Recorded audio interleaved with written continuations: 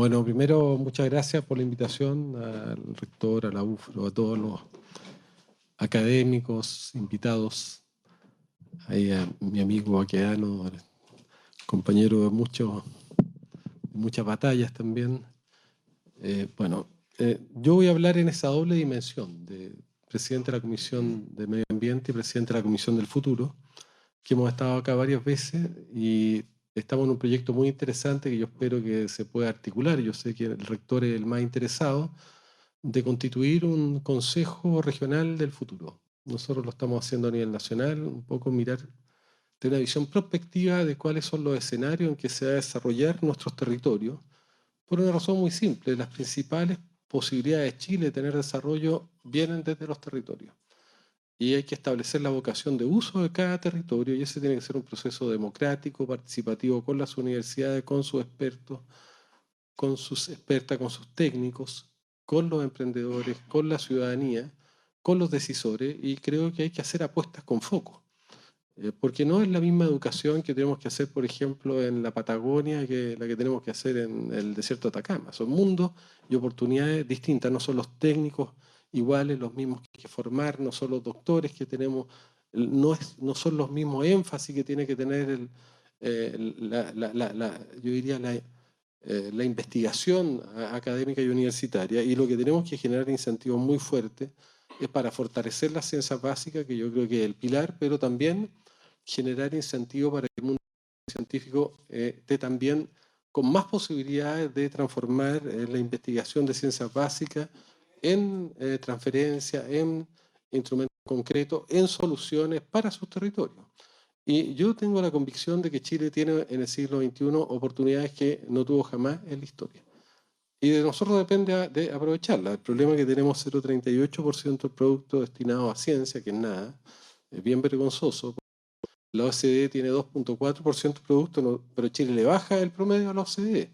Y luego, 2/3 de la inversión en el mundo desarrollado es privado. En Chile es solo 1/3, 0,1% del producto. Tenemos un problema cultural también, de que nuestros emprendedores, las grandes empresas, incluso las medianas, y para qué decir las pequeñas que no tienen ningún apoyo ni incentivo, no están invirtiendo en ciencia y en tecnología.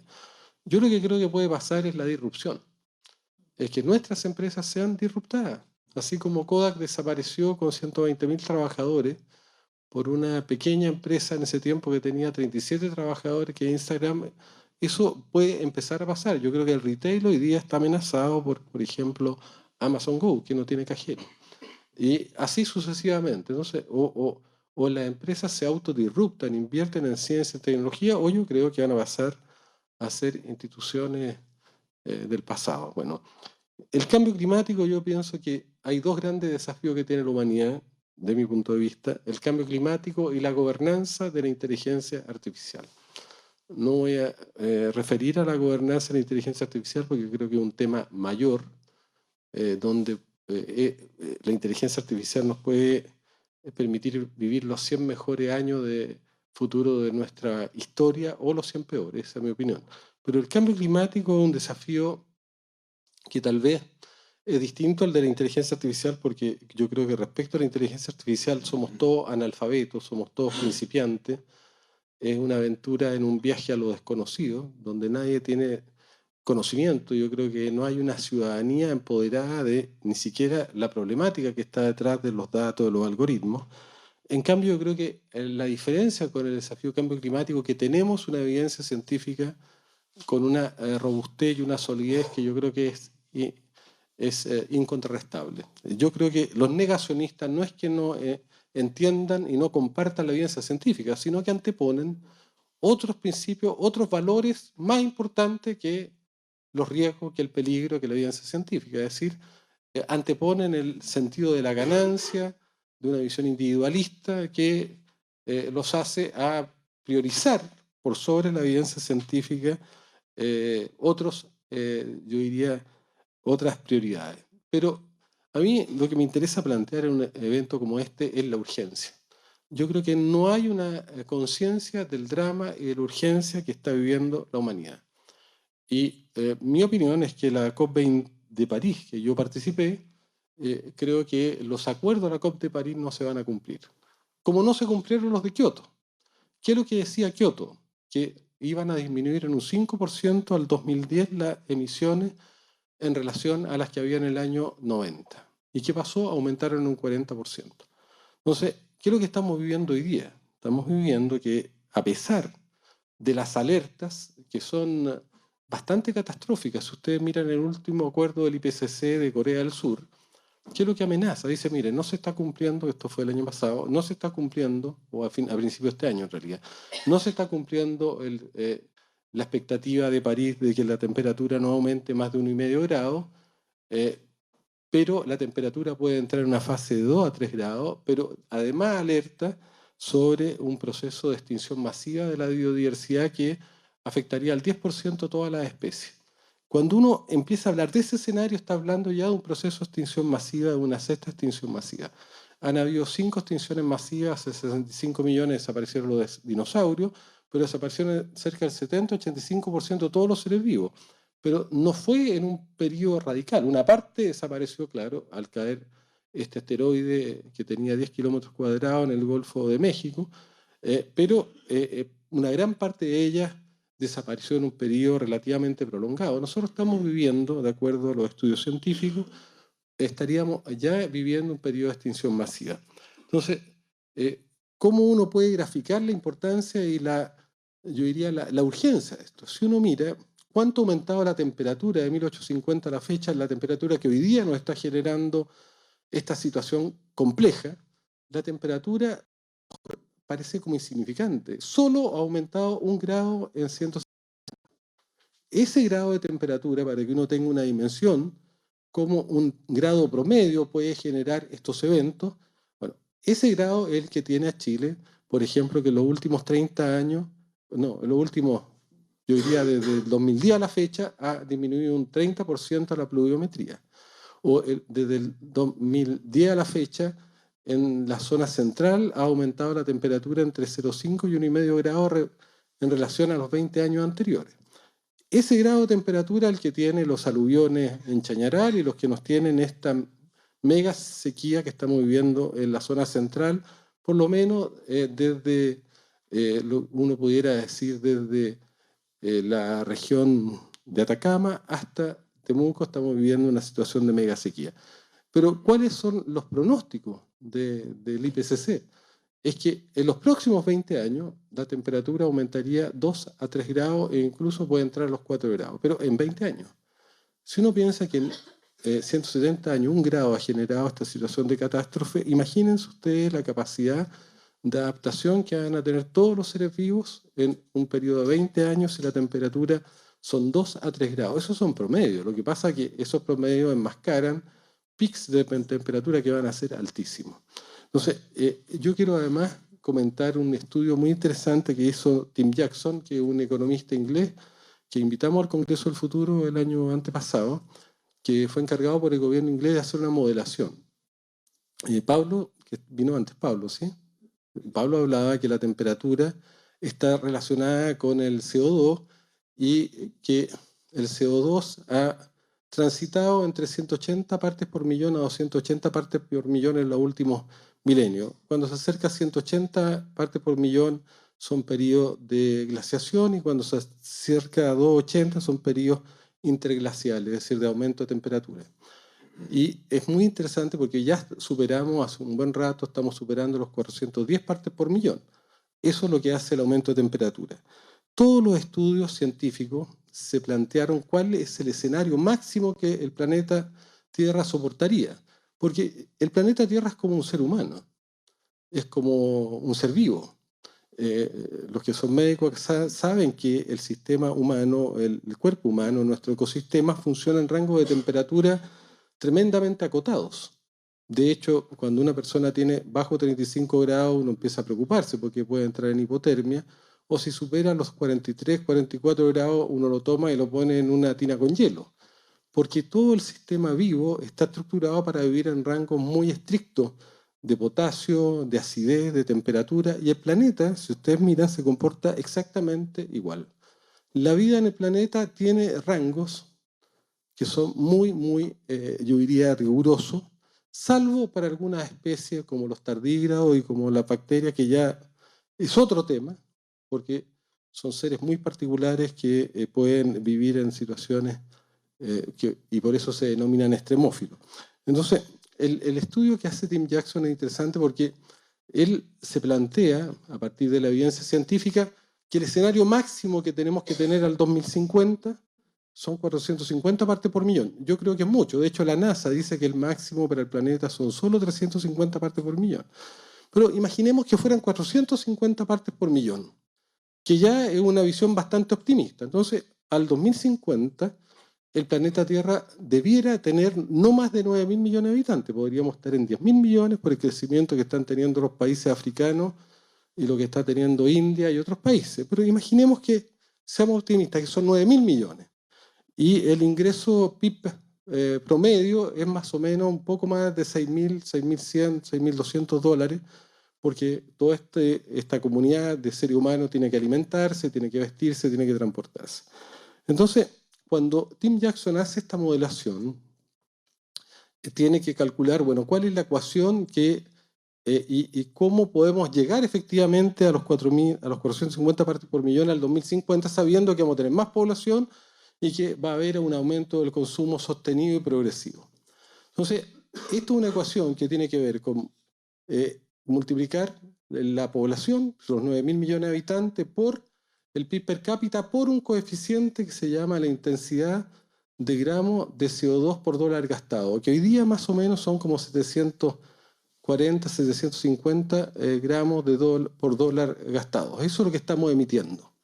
Entonces, cuando él hace la modelación, para cumplir la meta de los 450 partes por millón, sorpresa, solo se podría cumplir, porque no podemos modificar el tamaño poblacional ni el PIB per cápita, solo podemos modificar la cantidad de gramos por dólar gastado y tendríamos que llegar a 14 gramos de CO2 por dólar gastado. O sea, significa ya pasar una era postcarbónica.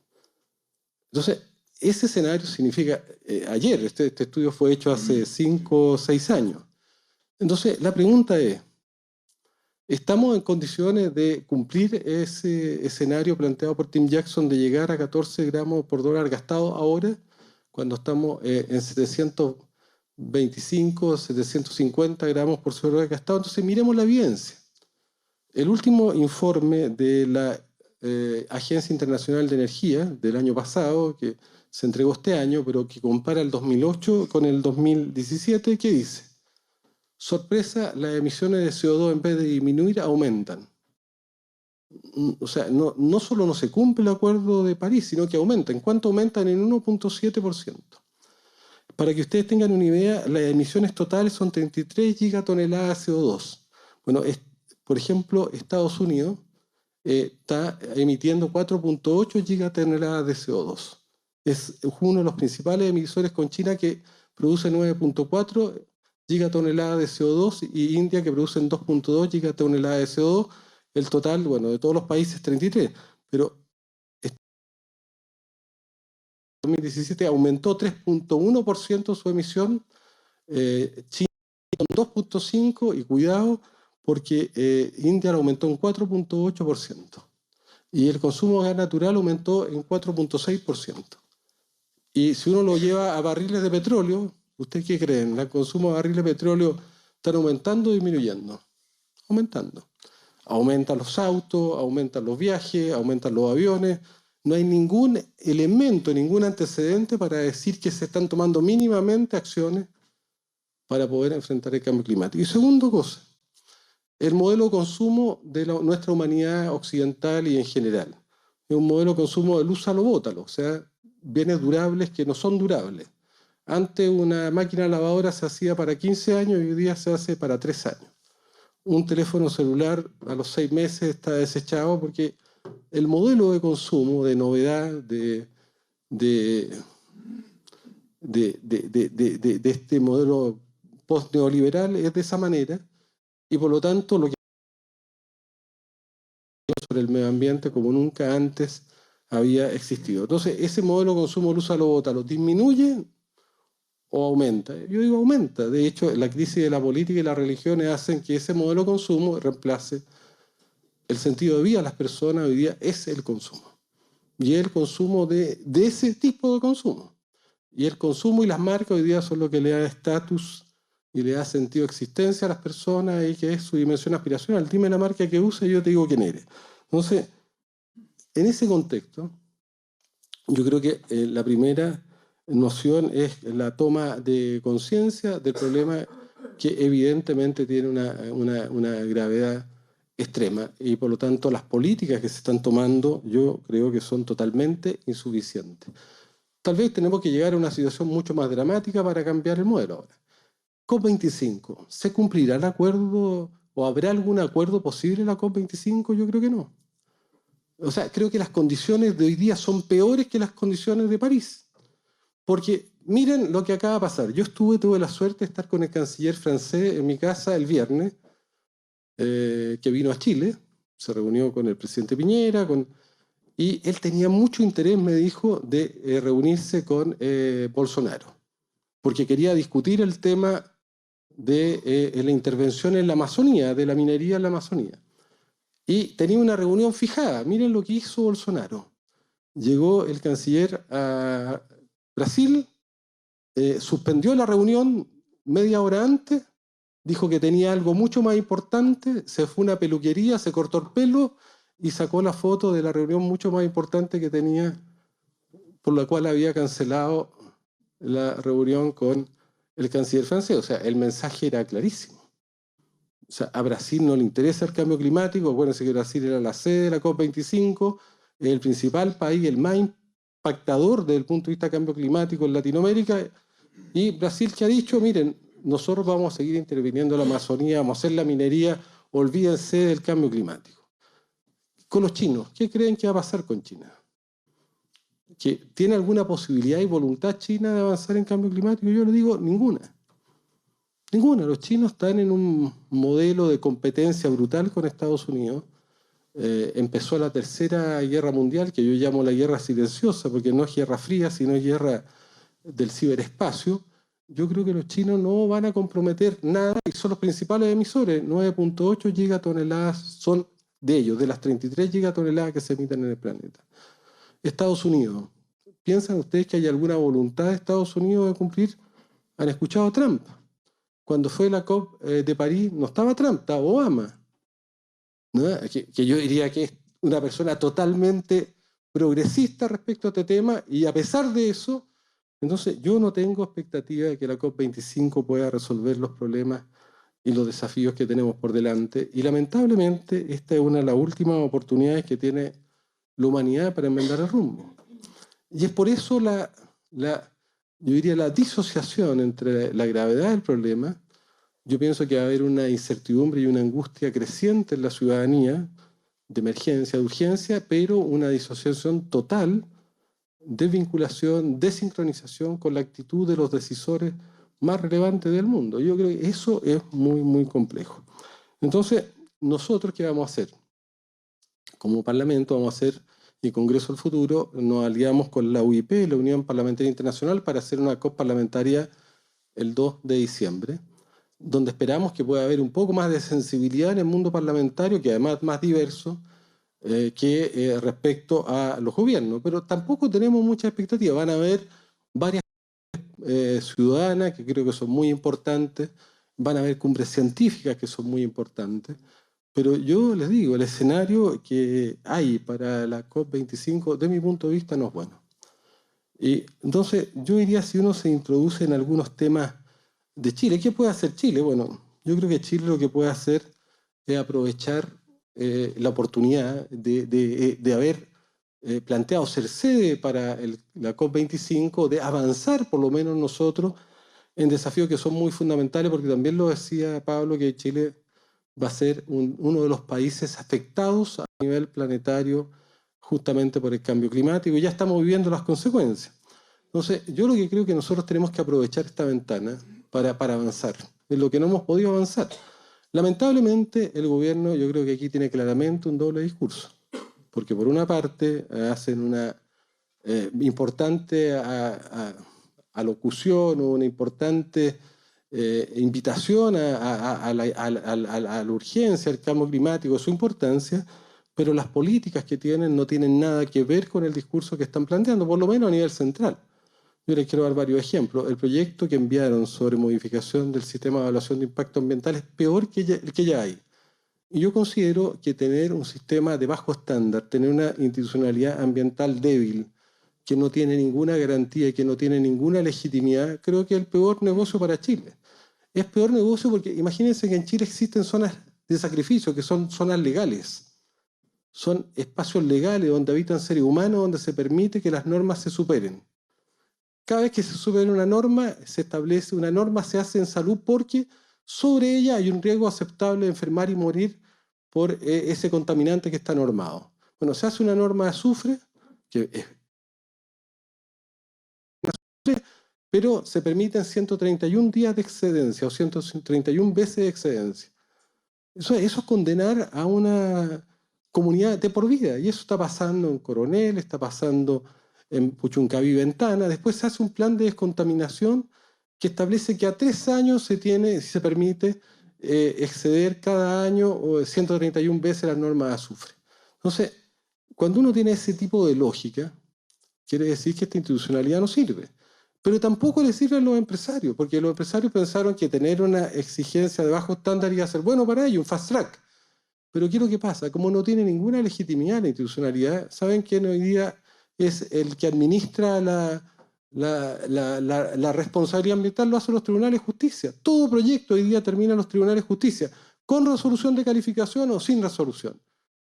Pascualama, Castilla, no sé si se acuerdan de Agrosuper en Freirina, Barrancones, Hidroaicén, todos tuvieron resolución de calificación ambiental. Ninguno de ellos existe hoy día. ¿Por qué? Porque no tienen legitimidad ninguna y fueron declarados ilegales. Yo creo que sería mucho más importante para Chile tener una institucionalidad de alto estándar, pero que fuera creíble, que cuando resolviera, bueno, es un árbitro justo y todos nos quedamos tranquilos. Creo que incluso eso le daría mucho más certeza a quien está invirtiendo. Imagínense que los de Pascualama invirtieron varios miles de millones de dólares y ahí está, no existe. Entonces, bueno, yo creo que ese es un tema. Luego, uno de los problemas que vamos a tener con el cambio climático son los temas de biodiversidad y de agua. Chile es el único país del mundo donde el agua es propiedad privada, por eso nosotros con el rector de la Universidad de Chile, Neo Vivaldi, la Academia de Ciencias y muchas organizaciones científicas y de la sociedad civil estamos impulsando una campaña de decir devolvámosle a los chilenos lo que les pertenece. ¿Por qué? Porque hasta el año 80 el agua era un bien nacional de uso público como en todo el planeta, era un derecho humano, no era un bien privado. Y a partir de la Constitución del 80 se transforman los derechos de agua en propiedad privada. Aquí cuando hace días atrás aparece en los diarios una publicación muy importante de actores muy relevantes de la sociedad, la Asociación de Bancos, la SNA, la SONAMI, bueno, las organizaciones más poderosas del país. ¿Y qué es lo que dicen? Que están preocupados por la campaña que nosotros estamos haciendo que busca, según ellos, expropiar el agua. Pero yo pregunto, ¿quién le expropió el agua a quién? Si los chilenos en el año 80 fueron expropiados un derecho que les pertenecía a todos y les fue conculcado ese derecho. En ninguna parte del mundo existe esto. Ahora, nosotros no queremos quitar el agua a nadie, queremos que el derecho se transforme en una concesión, igual que la minería.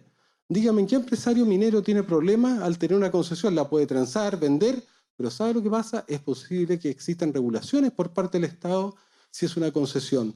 Entonces, como es propiedad privada, no se pueden establecer regulaciones. Y, por ejemplo, ¿qué regulaciones? Prioridad de uso. Ustedes tienen en la Ligua que tienen plantaciones de palto que tienen agua y la comunidad no tiene agua para tomar. O tienen en Chada, en Buin, que una comunidad de agricultores de agricultura familiar campesina tenían agua, vino una empresa del mismo señor Pérez Cruz que ustedes conocen, instaló un pozo, arrendó un terreno 5.000 metros, instaló un pozo profundo y dejó sin agua a la comunidad, sin agua para riego y sin agua para la bebida. Luego, aquí hay personas que se dedicaron desde el año 80 a inscribir derechos de agua a título gratuito. Bueno, hoy día el Estado, para darle agua a los que no tienen agua, le tiene que comprar a especuladores que no la usan agua a precios que son millonarios.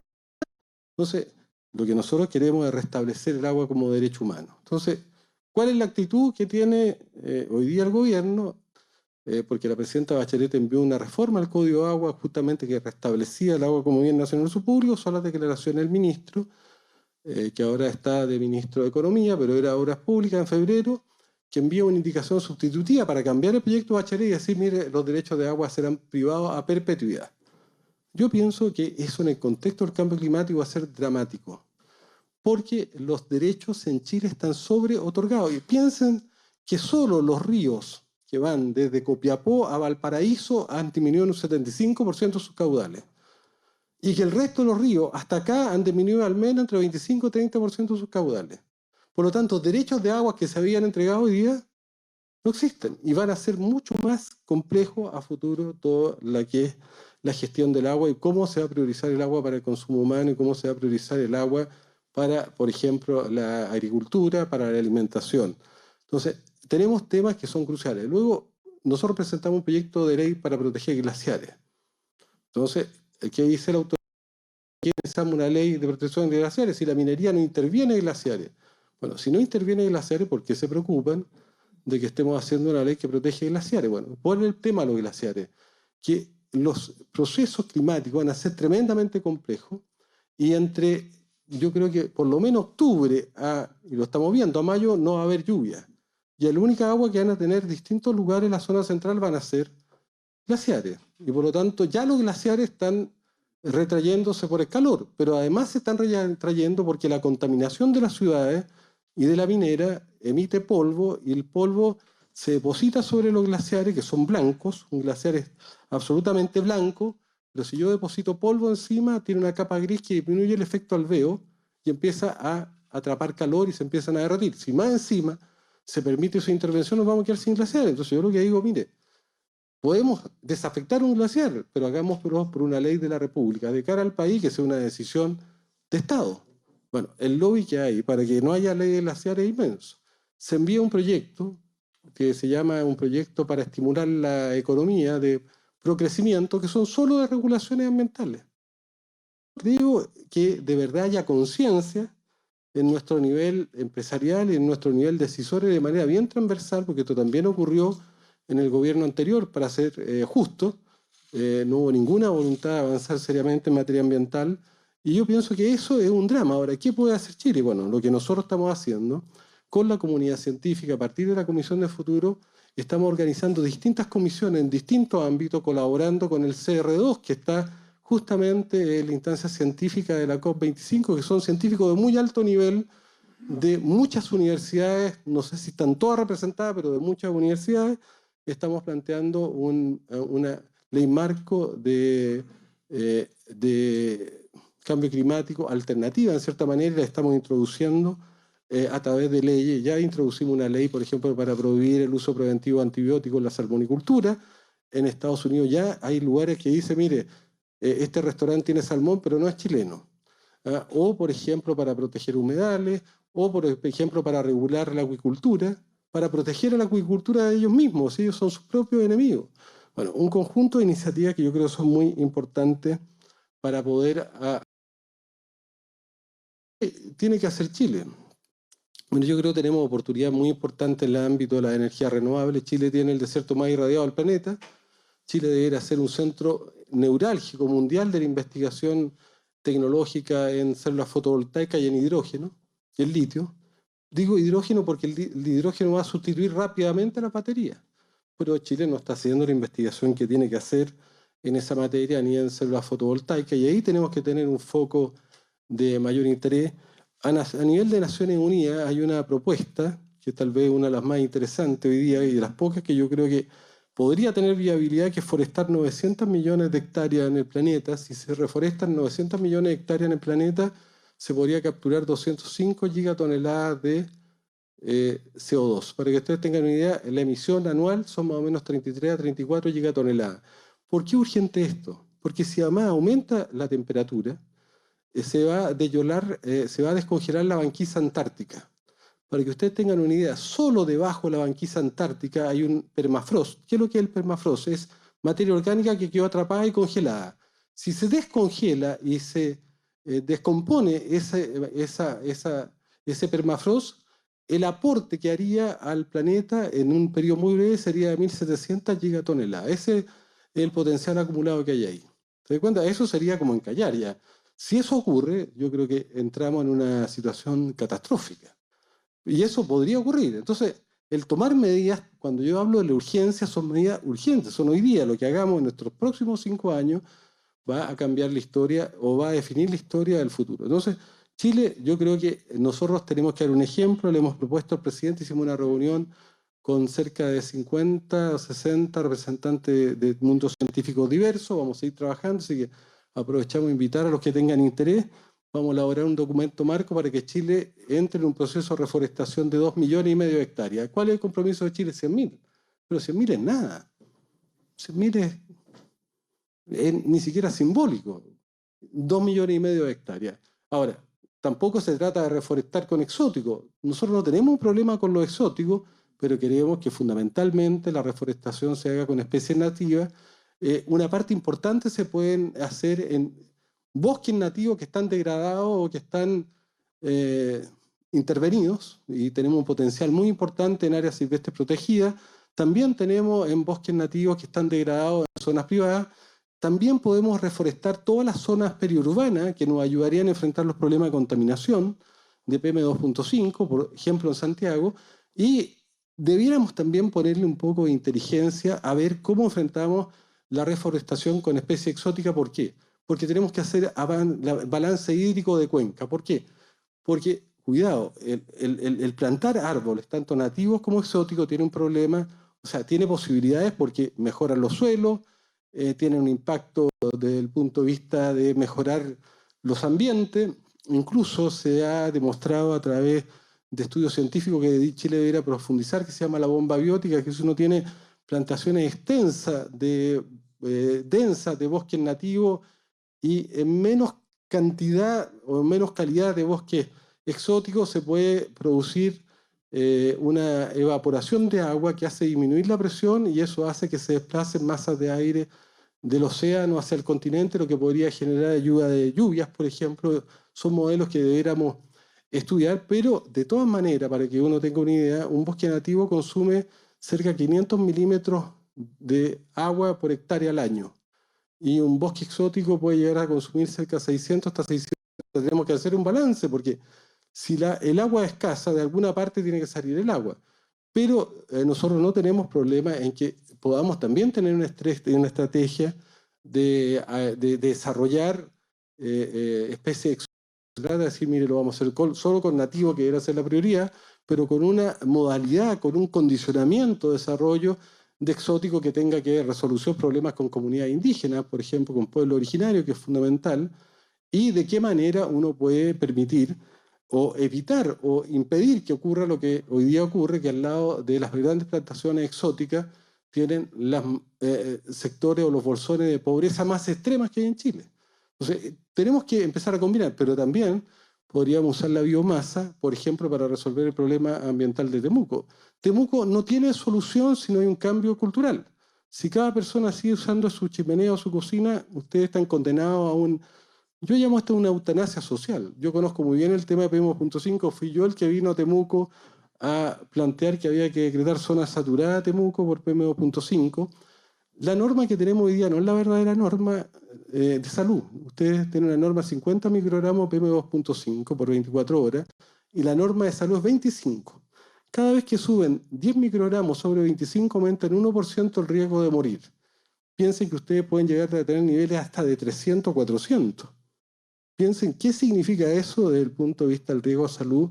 Yo considero, y el PM2.5 produce infarto, produce accidentes vasculares, no solamente produce problemas respiratorios y cáncer. Entonces, esto es una prioridad, esto es urgente. Y han pasado muchos años y parece que la urgencia no existe. Parece que se naturalizó, se normalizó vivir en una situación que yo creo que es totalmente inaceptable. Entonces, por ejemplo, uno podría tener bombas o industrias distritales de calor que distribuyeran calor a través o a partir de biomasa, que tienen biomasa y pudieran... Bueno, pero hay que tomar decisiones, aquí esto no sigue así. Y ahí, rector, la universidad hace un trabajo muy, muy importante. Las estufas de doble cámara y todo eso no son la solución. De hecho, la propia universidad acá, yo fui a ver unos estudios más interesantes que mostraban las emisiones de las distintas estufas con doble cámara y otros, no son la solución. Entonces también estamos vendiendo soluciones que son... Y además, si queremos proteger el bosque nativo, yo le digo, sinceramente, uno de los mayores depredadores del bosque nativo, ¿qué está haciendo? La leña. Entonces, tenemos un problema que tenemos que abordar y en eso yo creo que tenemos que ser muy firmes. Entonces, yo para ir terminando, creo que nosotros estamos puestos en un dilema, creo que las regiones y los territorios tienen mucho que decir. Yo lo que les propongo es que hagamos una alianza. Queremos junto con CEPAL, tuvimos ayer una reunión con Alisa Bárcena y el rector Vivaldi, le mandó saludo al rector, le comenté que venía para acá. Queremos hacer una reunión, una pre-COP, pero que reúna a mundo científico, chileno, internacional, latinoamericano, para tomar ciertas decisiones, para generar una plataforma que en esta situación o en este contexto, yo diría, de vulnerabilidad que tenemos y de poca de tener un momento político no favorable, de generar al menos ciertas condiciones que nos permitan empujar y que nos permitan que al menos a nivel latinoamericano, que a nivel de algunos países, porque Brasil no va a estar en esto, podamos tener algún grado de incidencia en lo que va a pasar. Entonces, yo por lo menos creo que hoy día estamos enfrentados a un desafío mayor y creo que lo interesante y lo importante es que esta generación, la nuestra, tiene en sus manos el destino de la humanidad. Lo que hagamos nosotros, no son nuestros hijos, no son los próximos, nosotros, ahora, va a definir cómo va a ser el planeta y cuáles van a ser las circunstancias en que vamos a vivir a futuro. Así que yo creo que la invitación, y por eso el Congreso del Futuro ha sido importante, que lo vamos a volver a hacer acá en enero, y yo le agradezco a todos los que nos han, veo algunos ahí que han sido aliados clave. Yo creo que la unión de la ciencia, de la universidad, de la academia, con la política, con la ciudadanía, con el mundo empresarial es clave.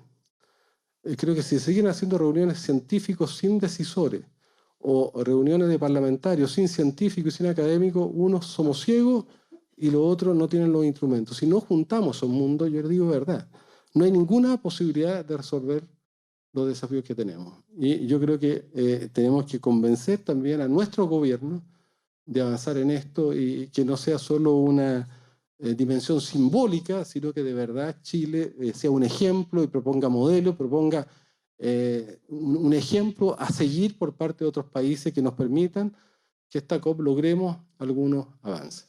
Muchas gracias.